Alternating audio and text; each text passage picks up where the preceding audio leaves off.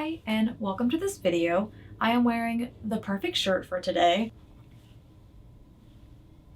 because today's video will be about fall recommendations. I'm going to be talking about mysteries, thrillers, and horror books that just feel like they should be read during this time of the year, whether that is just because they're scary or because they have like an academic setting that just feels like fall because it's like back to school time. So I wanted to have like a combination of books because some people don't like really scary stuff. So that's why I have the 3 different categories. So I'm just gonna start talking about books because that's why we're here, right? So I do own physical copies of all the books I'm gonna talk about, but I don't feel like disturbing my Halloween decorations to get them out. So I'm just gonna put pictures on the screen. So I'm going to start with the mysteries. The first book I'm going to talk about is a classic, And Then There Were None by Agatha Christie. I have read 2 Agatha Christie books so far. This was my second one. I did read it for spooky season last year. So if you don't know, And Then There Were None is about this group of people that stay on this island in this house. They're all invited there. They don't know who invited them, or they think they know who, but it's like a whole thing. And one by one, they start dying and they don't know who's doing it or why they're dying, and they're trying to figure it out, and it's like chaotic. And yeah, it was pretty interesting. I wasn't like super into it the whole time I was reading it, but then like the end with the reveal, I was like, oh my god, she's like brilliant in her writing. There's a reason she's like a classic. And I am looking forward to reading more of her books. The other one I've read is Death on the Nile, which I watched the movie first, but I did enjoy that book. I do have Murder on Orient Express to read, but I haven't read that yet. The next mystery I'm going to talk about is Defending Jacob by William Landay. Not sure how to say his last name. This is about a like 14-year-old who's the son of an attorney, and the kid gets accused of murdering one of his classmates. And so the book is the story of his trial and like the aftermath of the trial. I watched the show first. It's an Apple Plus TV show with Chris Evans, and I really liked the show, so I was like, gotta read the book. And I did enjoy the book. However, it does have a lot of courtroom scenes in it, and I'm not really into courtroom stuff. So that part was like not as interesting for me, but like I like psychological stuff. So this book is really interesting for that aspect. I feel like the book does have more courtroom stuff than the TV show, and they do have like slightly different endings. I feel like the book is a little bit more chilling. So I would still recommend the book and the show. The next mystery I'm going to talk about is the Temperance Brennan series by Reichs. I have mentioned that I am reading through the series. I've read 4 of them so far. I think the first one's called Deja Dead. Basically, the series follows this forensic anthropologist named Temperance Brennan. Like each book, she's kind of like in a different place because she spends part of her time in like Canada working for a department there. The other half of her time she spends in North Carolina as a professor at a college. The first book does take place in Canada. I believe the plot is like a serial killer is murdering women and they're being dismembered, and she's like trying to figure out what happened. I started reading the series because I liked the show that's based on the series, Bones. They're very, very different. So don't like go into the books expecting it to be just like the show, because basically the character, her profession and her name is like the only thing similar, like not even their personality traits. I really like it. It's very, very forensic heavy. It's very informative. Like I took a forensic class in college just for fun because I'm me. But a lot of the stuff I learned in the class was stuff I learned also reading the book. So it's very, very accurate. The author is like an anthropologist, so it's very accurate information. So I feel like I'm learning and reading a mystery. It can be like a little on the slow side because they are kind of long books. Also, she started writing them, I'm thinking like 20 years ago. I'm not sure how the newer ones feel because I haven't gotten to them yet. It feels like a good book to read during the fall because there is a bit of an academic setting because she is a professor. Also, you are learning while reading it, and it's a mystery. So I think it's good for the fall. So now I'm going to talk about the thrillers I recommend. The first one, I'm going to recommend a whole series. It's called A Good Girl's Guide to Murder. It's a trilogy by Holly Jackson. It's YA, but it's really good. Because it's YA, it's like fast-paced and pretty simple to read, and it does get pretty dark for YA. A Good Girl's Guide to Murder is about this girl named Pip, and the first one is she's doing a senior capstone project, and she decides to investigate a I don't even know if you could call it a cold case. Basically, 5 years prior to the book, a teenage girl in their town went missing, and they assumed that her boyfriend did it because then he appeared to commit suicide.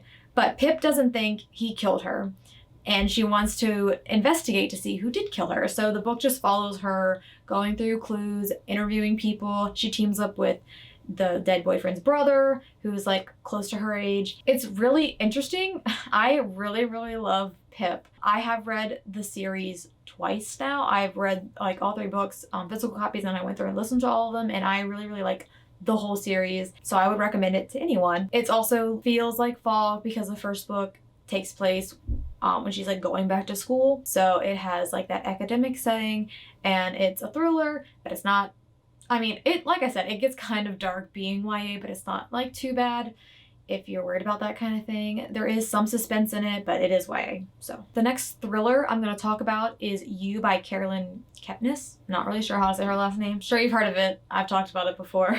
But I'm going to talk about specifically the first book, which is my favorite and the best one in the series, in my opinion. So You, if you don't know, follows Joe Goldberg, and he obsesses over women, and he does everything in his power to make the woman fall in love with him.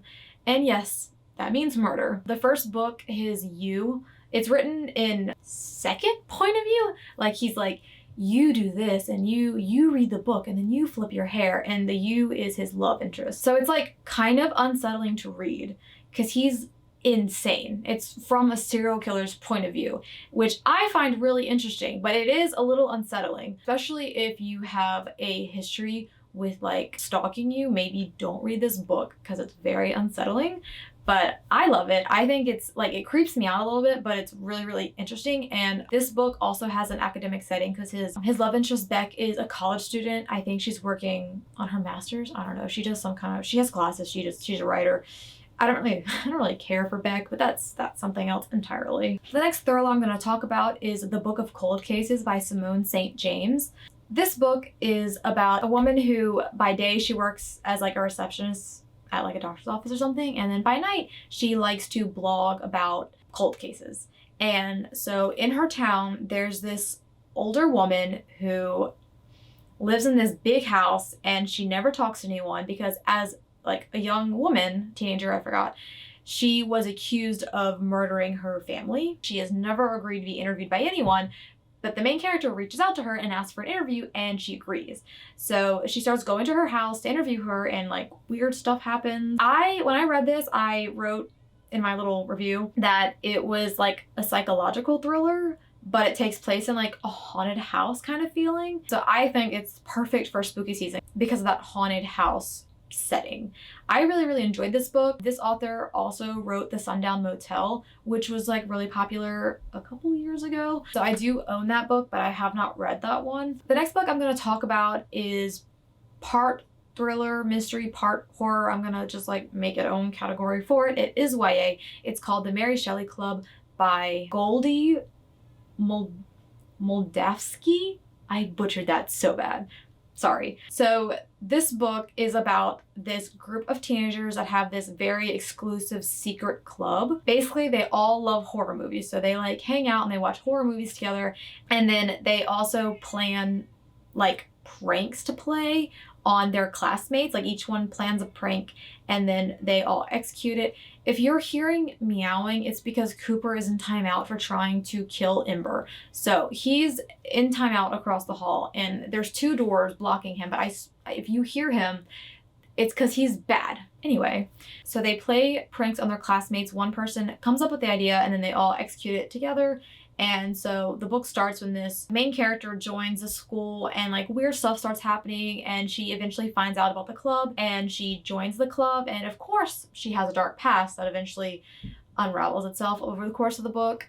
And also not long after she joins, someone dies as a result of their pranks. I really enjoyed this book. I think I would have enjoyed it more if I had seen more horror movies than I have. I haven't seen very many, but there's a lot of references to horror movies, which was fun for the ones I did recognize. And it wasn't like super scary, which is why I hesitate to call it a horror, which it is like a YA book. So like maybe it is horror for YA. It was fun to read and it ended like it was gonna have a sequel. So it might have a sequel one day. It's like a fun little book. It was popular. I don't know if it was like last spooky season, but that's when I read it.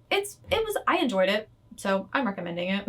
So now I'm going to talk about the horror books I've read. I have not read too many. So I really like the author Darcy Coates for horror. She's not for everyone. Some people just like read her books and I've seen some bad reviews, like they just don't think her writing is good or that she's that scary and whatever. I like her writing. So all 3 books that I'm going to recommend are by her because I haven't read too much horror. I read a couple Stephen King, but like not enough to like talk about. The first one I'm going to talk about is the first book by her I read this 2 years ago for Halloween. It's called The Haunting of Ashburn House. And it's about this woman who inherits this like old haunted house on like the edge of this town. And she has nowhere else to live. So she's like, gotta move into it. And like the whole town avoids the house. Like it's just this, it's a haunted house. And like weird things start happening at night. And then this like creature appears and it seems to be like hunting her, trying to drive her away, but she is like, I am not going to leave this house. I have nowhere I can go. And she's just trying to figure out what's happening. And my favorite thing about this book is the juxtaposition in it, because some people think this makes it a bad book, but I'll tell you why I like it. It goes back and forth between mundane, like everyday task and scary stuff happening. So it'll literally be like, oh, she's like making a bowl of cereal and she washes the dishes and then she walks into town and gets groceries. And then it's like, that's boring. But like you get comfortable reading that and you're just like, oh, she's going about her day. And then all of a sudden it's night and this scary shit starts happening and you're terrified. And I think those scary parts wouldn't seem as scary if it didn't have such like normal things happening next to it. And I read like a large chunk of this book like at home at night by myself and I was terrified. But I really, really liked it. I gave this book 5 stars when I read it. It was one of my first horror novels, so maybe my star rating would change over time as I read more. So the next book I read by Darcy Coates was The Haunting of Leigh Harker. I read this last spooky season right after we moved into a new house, which was very bad timing. So this book is about Leigh Harker, and she has lived in her house for like over a decade, and then all of a sudden weird things start happening. But she's lived there for so long, it's her house. She refuses to leave it. And it was like scary from the get-go. Like the book starts in the middle of the middle of the night. Like something really scary is happening. Over the course of the book, it takes a turn and it's like less scary.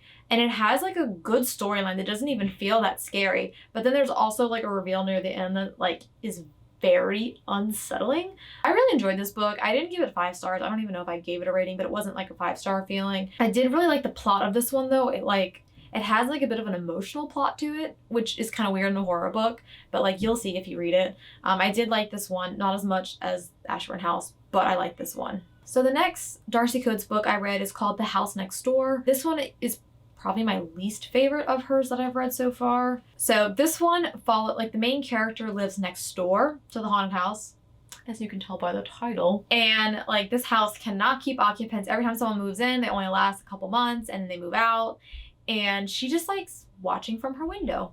And so the book starts when a woman moves into the house. Main character, can't remember her name, she decides to befriend this woman. And because she becomes friends with her, she feels like she needs to save her from the house. And so they try to figure out what's happening in the house. She tries to get her to leave the house, but the woman's like, no, I can't leave this house. I just bought it. I gotta live here. And that's the plot of the book.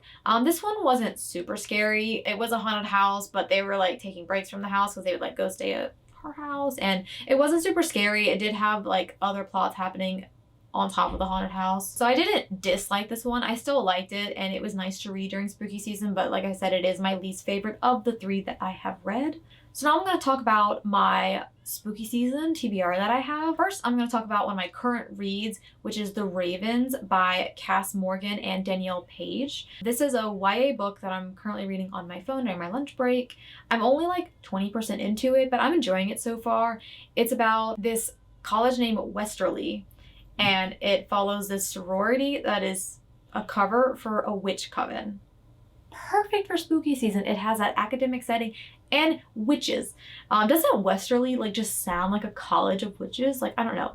So one of the POVs is this character named Vivi. She's an incoming freshman. I forgot how she found out about Westerly, but it was like a little, like she found out about it and she's like, yeah, I'll go there. And her mom does not want her to go. But she's like, this is a decision I'm making for myself. I'm going to go there. I'm going to live there for 4 years, because her mom has like moved her around a lot growing up. She hasn't really been in one place before because her mom is like a traveling psychic and she's just like tired of that life and she wants to like have a normal life at college. The other POV is Scarlett. She's a junior, I think, and she's in the sorority. And she feels a lot of pressure because her older sister and her mom were also in the sorority, and they were the presidents. And so Scarlett feels a lot of pressure to be this perfect little witch. And so, obviously, Vivi ends up joining the sorority, and the two kind of butt heads. And there's like this mystery that happened prior to the book starting that was like slowly getting bits and pieces of it. Like I said, I'm only 20% of the way through the book, but I'm really enjoying it so far. I think it's fun. This is my lineup for this spooky season. The Darcy Coates book that I got to read this season is called The Carrow Hunt. It's a bit of a thicker one. I think this one's over 300 pages.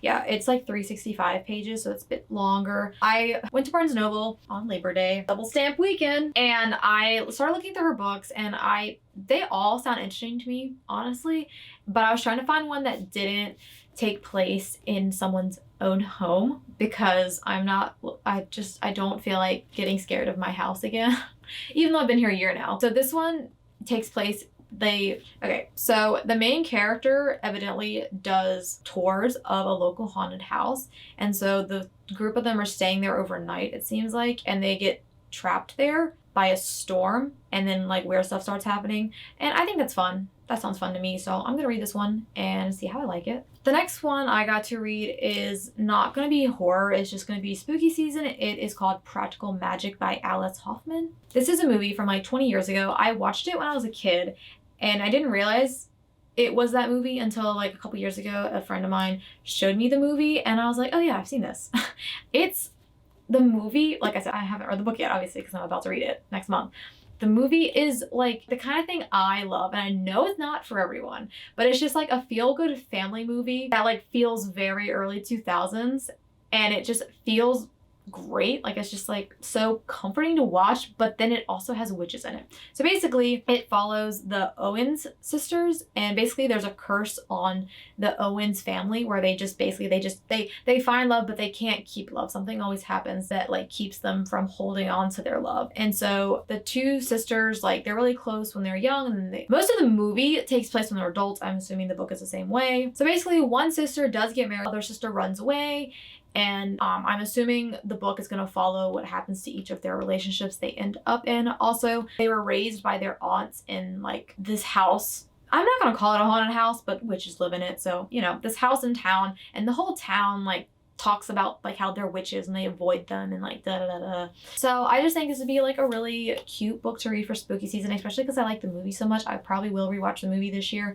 And I was just like walking around Barnes & Noble, and I found this on a table, and I was like, I should probably save money and just find a used copy, but this is the 25th anniversary copy, and it's cute. And this is a permanent sticker, which is like stupid, but it's still cute. So that is one of the books I'm planning on reading in October. I also plan on doing a reread of Frankenstein by Mary Shelley, obviously, in October, because I read the book for the first time in my senior year of high school for like AP literature, and I really, really loved that book. That book is one of my favorite classics. I also think it's so impressive that Mary Shelley wrote it when she was like 18 or 20. Like, that's insane that she wrote this book that's like a classic and so good when she was that young, and as a woman, because like obviously women did not write and publish books back then. One thing I find really interesting about Frankenstein is how people talk about it in pop culture, because they never talk about it accurately. And so going into the book, I really had no idea what it actually was about, because I'd only ever seen Frankenstein referenced in pop culture. Because, I mean, I think it's obvious, but not everyone knows that Frankenstein is the name of the scientist, not the creature. His name is Victor Frankenstein, and he creates this creature. I mean, obviously you know this part, like he builds it in his laboratory or whatever.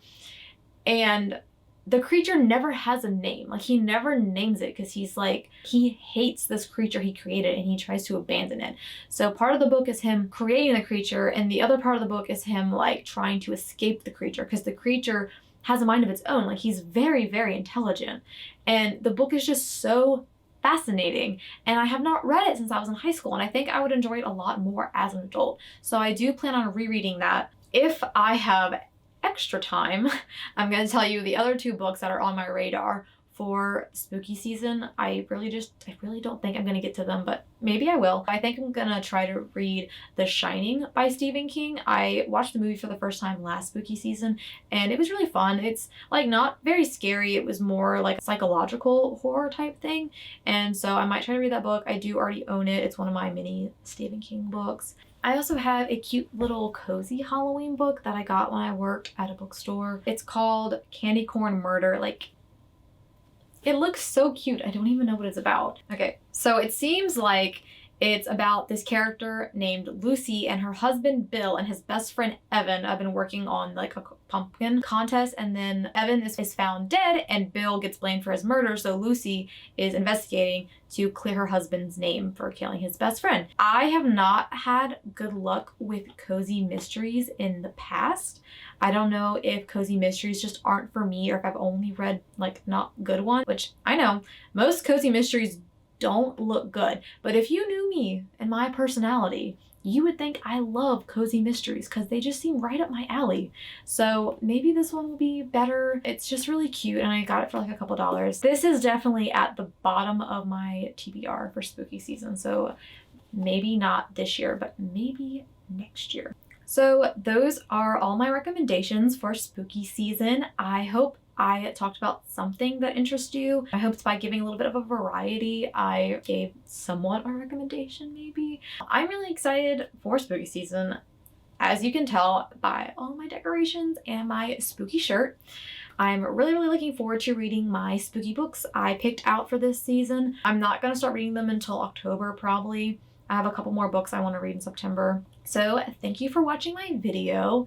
I really like Halloween, obviously, and I wish I had more time for spooky season. The last 2 years, I have not really gotten to enjoy spooky season because 2 years ago, I moved like the first week in November. And so all of like October, I was busy packing and working 2 jobs.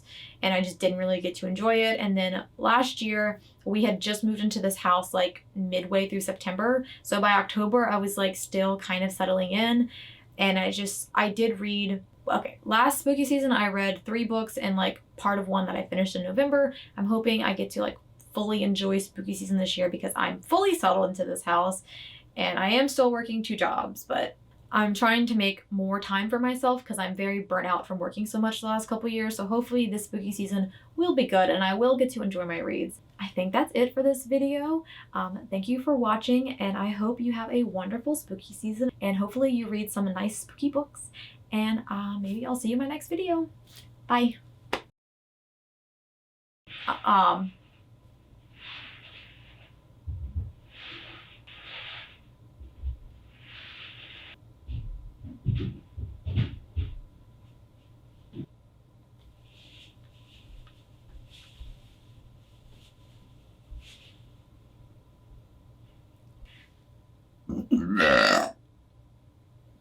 Oh my god, I'm sorry, Bailey. It was a burp. I'm sorry.